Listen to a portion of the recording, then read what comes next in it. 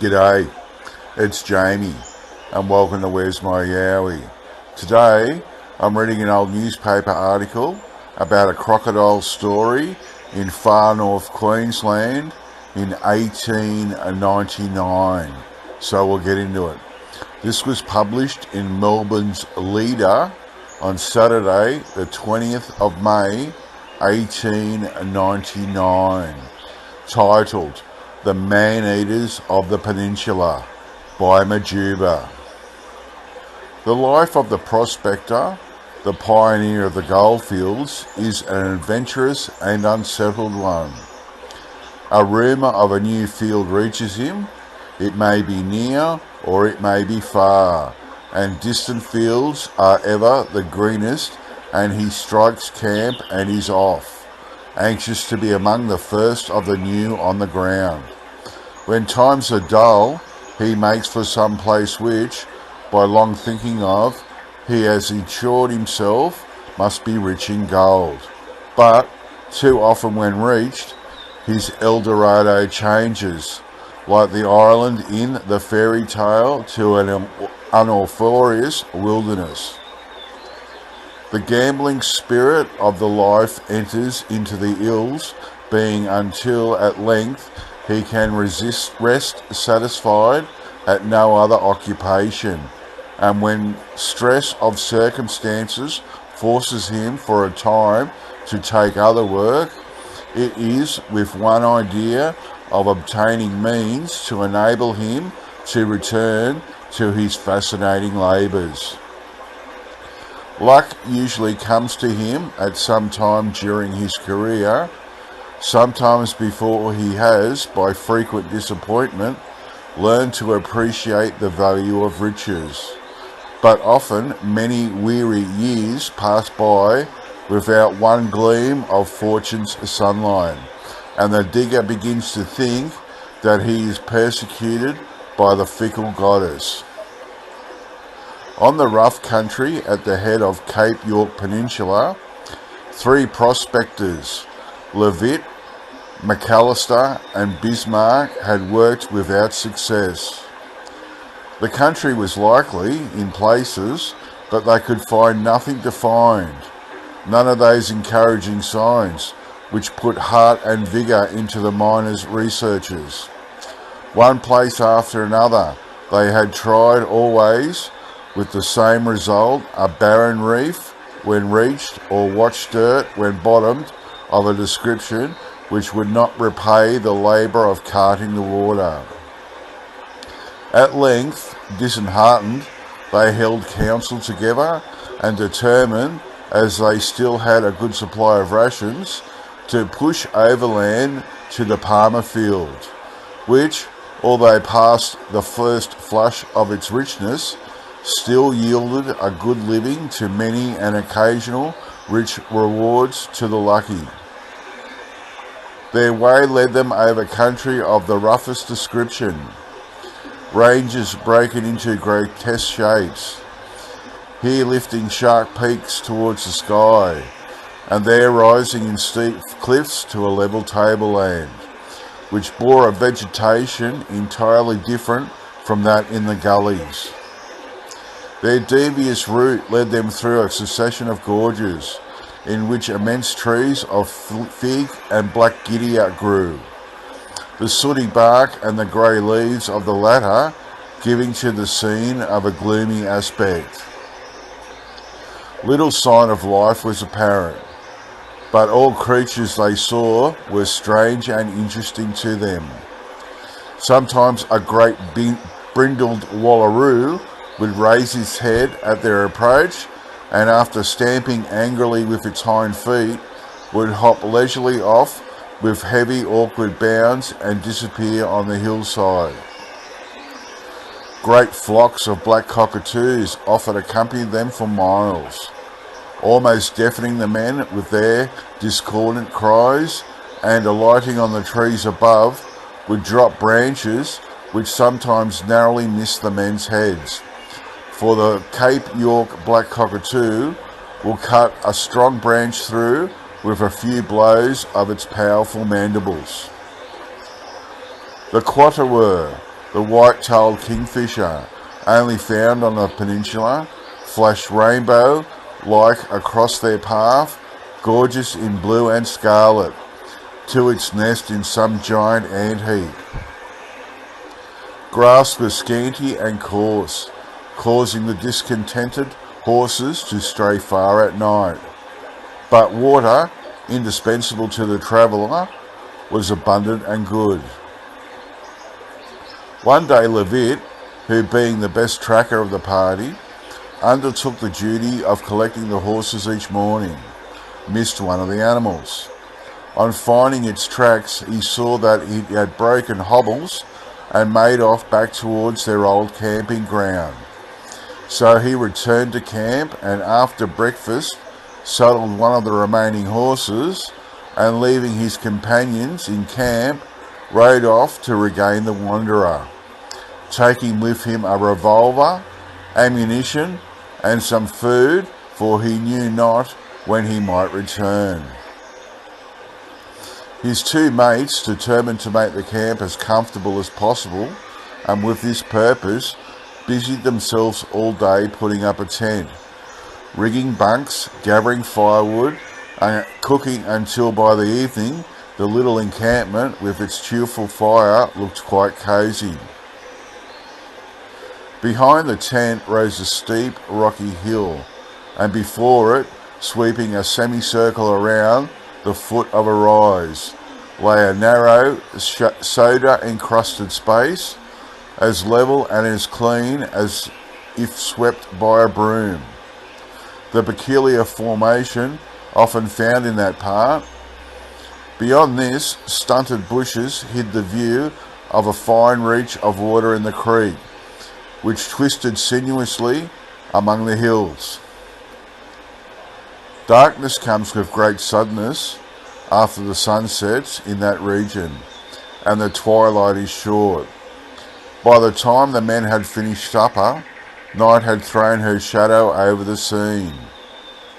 The moon had not yet risen, but overhead the stars shone down with brilliant lustre, contrasting vividly with the dense black cloud which hung in the northwest, where jagged streaks and broad flashes of lightning showed that a heavy thunderstorm was falling at the head of the watershed. The air had the oppressive feeling which always precedes rain in the tropics, and the thin, piping treble of mosquitoes warned the men that an uncomfortable night was before them. Seated on a log where the smoke from the fire could reach them, they smoked for a while in silence. At length Mac spoke. "Dash they skeeters, I wonder when Levitt will return.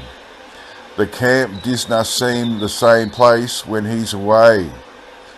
The deal fly away, well, the cuddy he's after.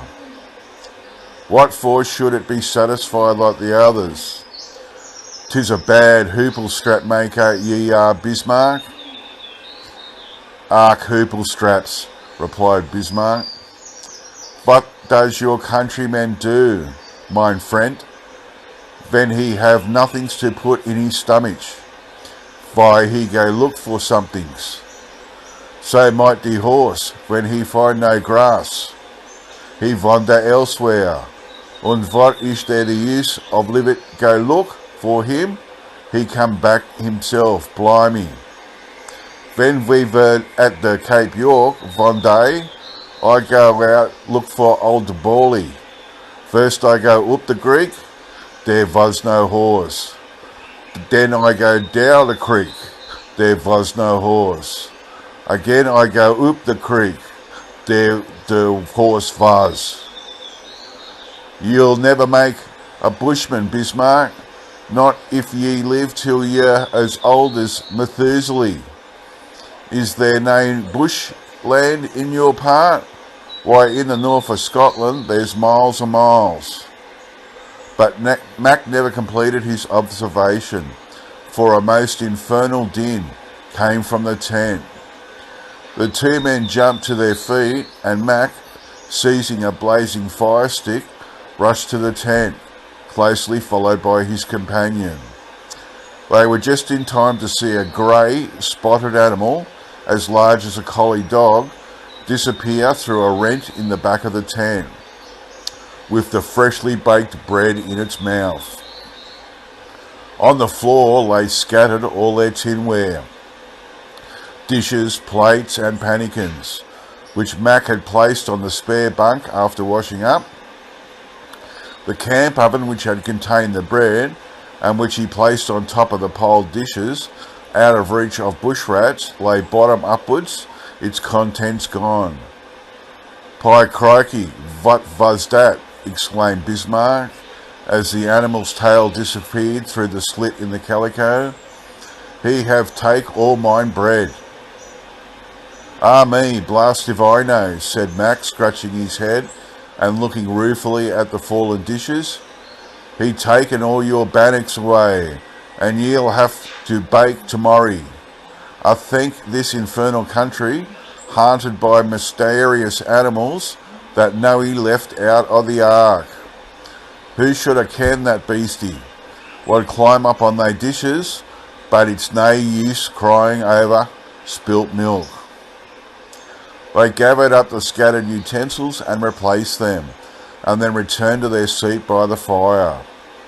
To them, the animal which they had seen was only a troublesome thief, but a naturalist would have been glad of the opportunity of seeing a creature so rare and interesting, the couscous, the Australian leopard, only found in the extreme north of Australia and in New Guinea and surrounding islands, where its greyish-white jacket, marked with brown blotches, is occasionally seen.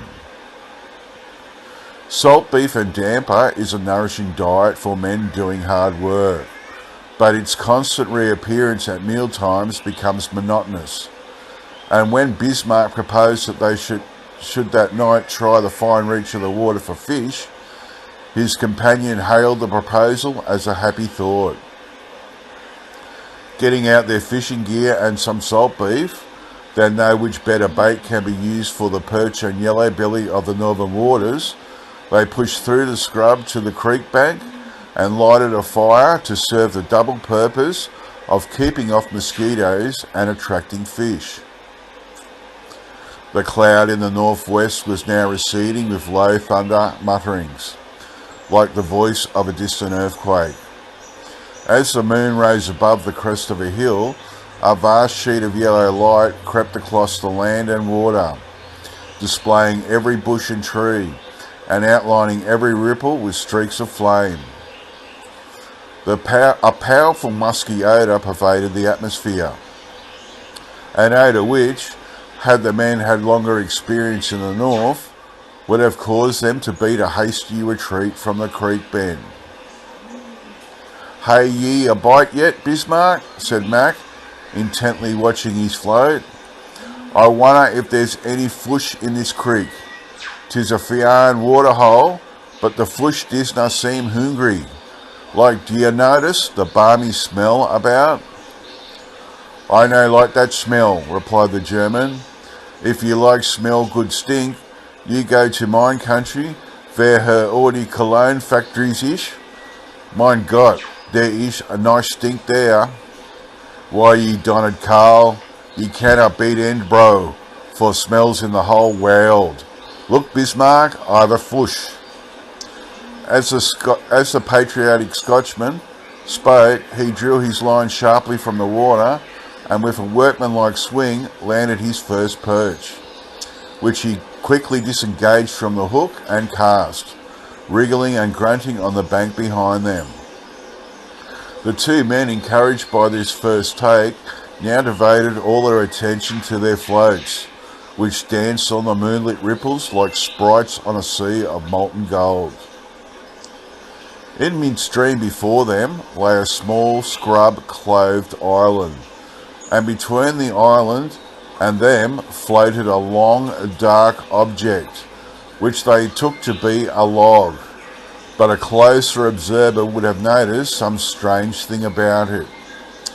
No ripples broke against its side when a gust of wind agitated the surrounding water.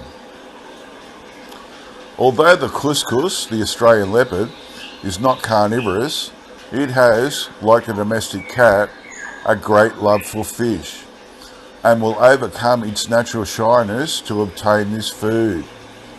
The great cat, which has stolen the miner's bread, must have been hungry indeed, for it still prowled around the vicinity of the men. But so noiseless and stealthy were its movements that they were quite unconscious of its presence when it stole up to carry off their fish. The big ironbark log in the water had imperceptibly approached the place where the fishes sat, and now it lay end on before them, motionless and apparently out of reach of the current. In the north there are two kinds of crocodiles, misnamed alligators, called by naturalists respectively Crocodilus porosus and Crocodilus johnston. Crocodile porosus is the larger and stronger reptile of the two, and has been known to leave its natural element and seize a feeding bullock by the nose and drag it into deep water, where the reptile immediately sank beneath the surface and drowned its victim. Although its long jaws are terribly armed with sharp teeth, its powerful flattened tail, which it uses to assist its web-timed feet when swimming, is still a more formidable weapon, for it seldom misses the object of dreadful blows which it can deliver with this appendage. Although at their best in the water, these creatures can move with great activity on land, for their front feet, unimpeded by any webbed membrane, are armed with 3 long claws which enable them to secure a good hold of the ground. The armour-like hide in which the crocodile is encased renders it almost bulletproof, the eye and the soft parts around the armpits being its vulnerable points. The small light green eye is protected by 3 lids. The lower one, being transparent, allows the reptile to see beneath the water without endangering the eye. Unlike other reptilia, the crocodile lays hard-shelled eggs, as highly polished as a white billiard ball, and it feeds principally on fish, but nothing in the shape comes amiss to it. Dogs and other animals of a similar handy size are a temptation which it can never resist. The oily exudation from its hide enables it to rise and sink without raising a ripple. An exceedingly cunning reptile, it will float like a log with head and tail hidden beneath the surface until, having approached sufficiently close to its unsuspecting prey, it suddenly raises its head and launches its body with lightning-like rapidity upon its victim. As the two men sat intent upon their fishing floats and quite unconscious of the marauding cuscus, which was creeping up to steal their fish, the great ironbark log suddenly raised its nearest end out of the water and, changing into a crocodile, sprang between the two fishes and seized the unhappy cuscus in its jaws. As its huge bulk shot past, the reptile struck 2 rapid blows with its tail, knocking both the astounded men related far out into the water. Mac was first to regain the surface after the involuntary header. Sputtering and gasping, and half dazed by the sudden shock, he trod water for a few seconds while he collected his scattered senses and tried to realise his position. He was close to the bank of the island, and between him and the mainland the water was violently agitated by the motions of another number of great saurians, which, attracted by the blood of the cuscus, were circling round the spot where the first crocodile had sank to the bottom to devour its prey. Though almost incapacitated by the horror of this situation, he regained his senses sufficiently to see that he must lose no time in gaining the doubtful vantage of the island. As he turned to strike for this place, Bismarck's head rose before him, for the latter, stunned by the blow of the monster's tail, had long been in coming to the surface. Seizing the unconscious man by the hair, Mac struggled desperately to the island. Fortunately, the bank shelved gradually to solid earth. Gaining a footing, he dragged his companion after him, and they fell exhausted to the ground. But he lay not long thus, for fears for safety of himself and mate roused him again to the effort of gaining the shelter of the scrub. When once within its depths, he used every means he could to think of to restore the German to consciousness, for he felt that their only security lay in climbing one of the low trees which grew on the little islet. At length his efforts were rewarded. Bismarck struggled to a sitting posture and stared about him with a look of wondering terror, which at any other time would have been highly amusing to the self-satisfied Scot. When Bismarck had sufficiently recovered to be able to move, the two men climbed into the highest tree they could find, a stunted hickory, for the island was only a sandbank submerged during times of flood. Here in safety, Mac explained the position of affairs. Poor Bismarck was very down in the mouth and despondent, for he felt severely the effects of the blow and his subsequent submersion. "Oh, Mac," he said, "why did I ever leave mine country und come to this land, where I am for ever hunted by strange animals? First there was the buffalo, and now I will be eaten by a monster that have a mouth like two gross-cut saws." "Dinna fash yourself, lad," replied Mac, who felt for the sufferings of his companion. "We'll be rich yet. They wishy devils.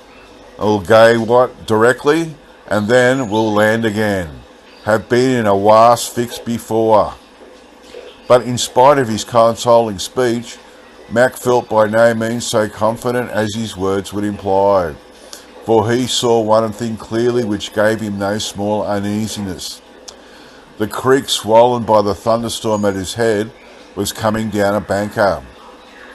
Further and further the water crept over the sandy island, until Mac could no longer conceal his fears. "Hey lad," he said, "the creek's comin' doon, and I'm afeard the water'll wush us out this afore morning. To be goodness, we'll have to eliminate Jonah that swallowed the whale. They alligators are fearful tusks." As the increasing flood spread, the men could hear the splashing of crocodiles, which, winding the climbers, were circling around the fast diminishing inlet, eager for their blood. As the flood from many creeks on the watershed came tumbling into the main channel, the water rose rapidly until at last the island was wholly submerged, and climb as high as they could, they found themselves only about 15 feet above the flood. One thing gave them hope. Mac had heard that the crocodile, like a good general, always likes to have an open way of retreat, and is weary of entering scrub where his great length renders him awkward. We seldom reflect how far our frame of mind fashions events before us, and to what extent our hopes and fears the forerunners of our destiny. In the fancied security which their position in the midst of the scrub gave them, the two men forgot that silence was advisable, and Mac, to keep up the spirits of his companion, talked constantly and loudly. The result of this disregard of prudence was not long in becoming apparent. The scrub crashed and swayed, and the water broke in great waves against the trunk of the tree, and shortly a great saurian appeared, moving its hideous head from side to side, as if in search of the owner of the voice. Mac grasped his companion by the arm, and with a gesture admonished him to be silent. Partly hidden as they were by branches, they hoped by observing perfect stillness to remain undiscovered. By this, hope was speedily destroyed, the great reptile came up to a standstill at the foot of the tree and looked up. Rearing its body up on short hind legs, it swayed to and fro as if about to spring at them. But apparently this was not within the compass of its powers, for it dropped back in the water again with a heavy splash, which sent the spray flying up in a great shower, drenching the men. Seeing that quietless would no longer avail them, they scrambled up a little higher, as high as the strength of the tree top would allow. Again the reptile wriggled its length up, its fetid breath reaching the men's faces, but again it fell back. The effort of remaining long erect appeared to be great. "I think it cannot reach it," said Mac in an agitated whisper. "I hope to goodness the water does not rise higher, for if it does, we're done for." The crocodile now appeared to be about to try other tactics, for it slowly and carefully turned its great length around until its hinder parts were directly beneath them. "Hold tight, Bismarck," cried Mac in a voice of terror. "Hold tight for the life of ye." He had scarcely spoken when the great creature began to beat the tree with its tail. The tree swayed and bent beneath the violence of the blows, branches and leaves being torn off and driven far across the scrub. Although the men had great difficulty in maintaining their hold, the supple stem of hickory withstood the flail-like assault, and they were still out of reach of the man-eater. At last the reptile desisted, and after looking up with a vicious light in its green eye, splashed away in the scrub and disappeared. "Ach, Mac," exclaimed Bismarck dolefully, "the spiteful Teufel has gone away to fetch his companions, and we will be eat up." "A bonny sight o' charge for the spirit that will be," said Mac grimly. "What they natives in the East Indies calls entering the body o' a animal. I wish it might be any other beastie though. But what was that? I'm sure I heard a cooey." The men listened intently, but no sound reached their ears, save the gurgle of the rushing water and the splashing of the crocodiles. Suddenly a rifle shot rang out, echoing again and again amongst the hills. Filled with a new hope and joy, the two men, with a simultaneous impulse, raised their voices a prolonged coo-ee. Like the echo of their cry, a reply came immediately from the direction of the camp. "Hurrah!" cried Mac. "Levitt's back and will soon be right. I will know the sound of his gun, but he thinks we're bush no doubt." The two men kept on cooing until they had drawn Levitt to the creek bank opposite them. By raising their voices, they found they could make him understand them, and they soon explained their position. Levitt told them to keep up a good heart, and that he would be presently drive off the crocodiles. Hastening back to the camp, he procured everything necessary for this purpose. A favourite amusement of a friend of mine in the north, who had no love for alligators, was what was called feeding the Tsar. This pastime of his leisure hours was carried out thus. Procuring a bullock's liver, he would enclose in it a charge of dynamite, with a slow-burning fuse attached. About sundown, crocodiles disported themselves in reach of the water fronting his house, and to these he would cast the tempting bait. With the largest saurian would seize and bolt whole, for the weaker reptiles always gave place to the strongest. When the fuse, buried in the internal organs of the crocodile, performed its allotted task, subsequent proceedings interested the reptile no more. But it is only possible to kill one thus at a time, for the explosion and smell cause the rest to fly the place and keep away for some time. Levitt, knowing the effect of dynamite, felt sure that if he exploded a charge in the water, it would have the effect of driving the reptiles far upstream, leaving a clear way for his companions to swim ashore. The storm in the north had compelled him to give up his search for the strayed horse for a time and return to the camp. As things happened, this was a most fortunate for his mates. It did not take him long to make up this dynamite bomb and cast it into the centre of the stream. The experiment answered its purpose, and he was rewarded by seeing his two companions reach the shore in safety. A dose of hot rum and water restored to tranquility their sorely tried nerves and prevented any consequences from following their immersion. But Levitt, we may be sure, did not allow them to forget their adventures with the man-eaters of the peninsula. The end.